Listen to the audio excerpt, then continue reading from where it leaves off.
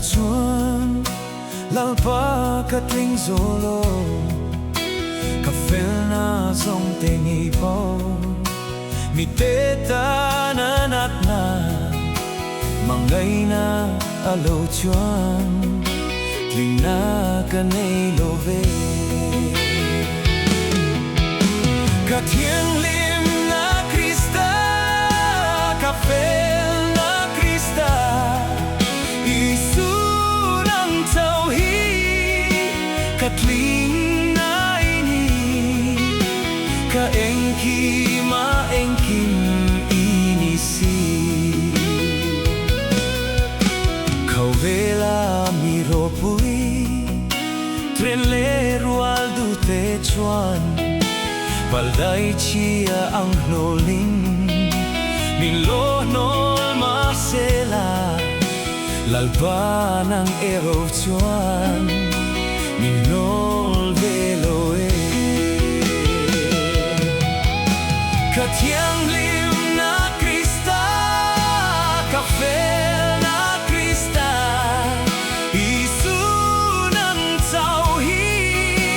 Katling Kaengki maengkim inisi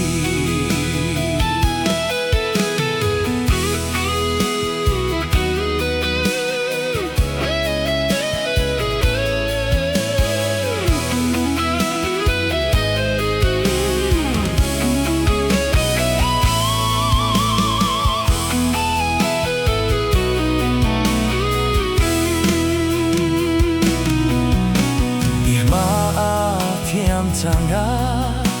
kadin veteinan Lalpa Isua chuan Vuak liamin ka oma Cross lera kai kanin Naulin ka oma ni THIANGHLIM na Krista Kafel na Krista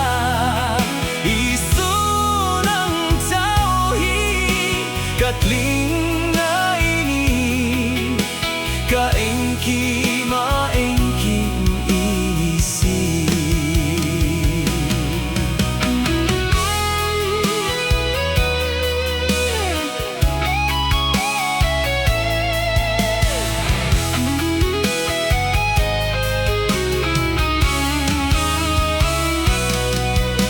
Taulena nun Krista dawngin kazalenta Sualvang at linlona Kahlolong lalma Kafamkim na Krista Kaengki manisi THIANGHLIM na Krista Kafel na Krista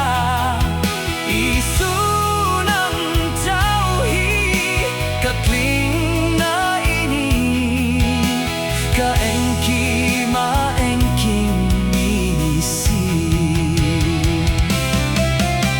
THIANGHLIM na Krista Kafel na Krista Isunang tawhi Katling na ini Kaengki maengkim inisi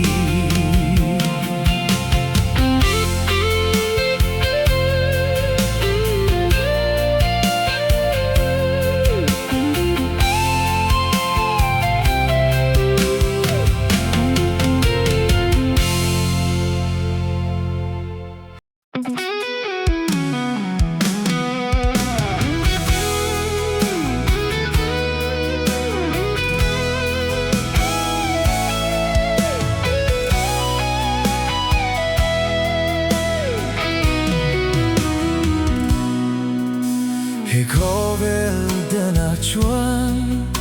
Lalpa katling zolo Kafel na zawng tengi po Mi teta na natna Mangay na alo chuan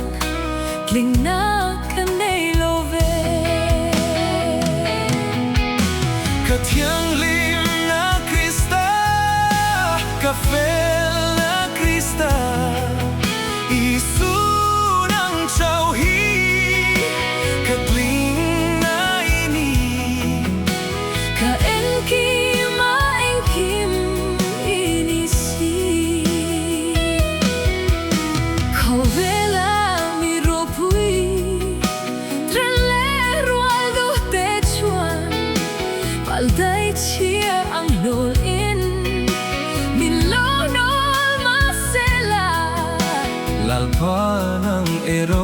chuan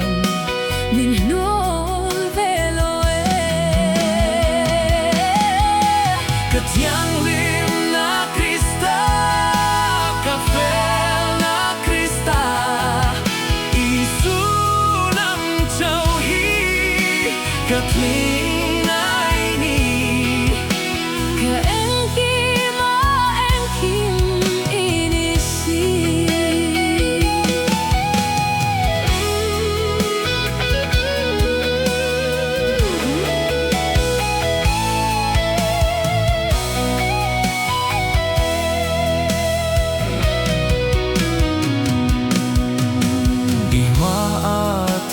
Changa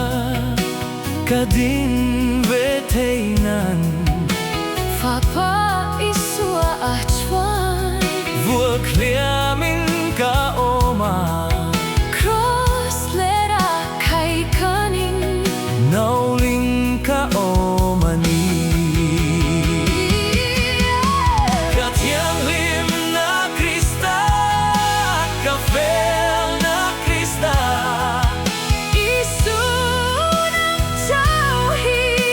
Katling nai ni Ka enkim a enkim inisi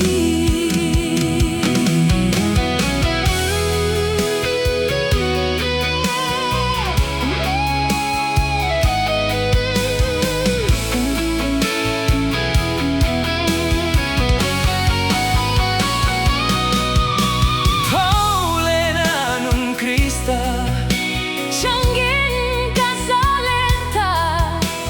Swalvangat linlona